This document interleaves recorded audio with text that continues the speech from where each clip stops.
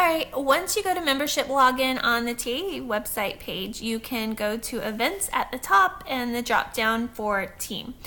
I want to talk about the deadline. The first one coming is March 6th, and it says generic information may be entered as placeholders. So you do not have to know exactly what you're going to do in just a few weeks. You are only reserving those spots, and it lets me know how many good little medals we got to order and all the good stuff like ribbons. So don't worry if you're not quite sure the names of your students that you're going to enter. That real deadline will be March 27th. Also, just so you know, March 7th is when all the invoices will be ready. You'll find them in the print menu.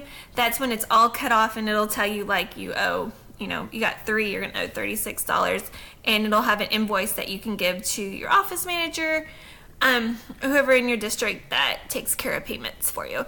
And then I want to come here first. If you have not done this, you can start here. If you're already done, check. Teacher registration form. You're going to click here. It's going to ask you like your superintendent, your principal. It's real quick answers, and you can fill that out first.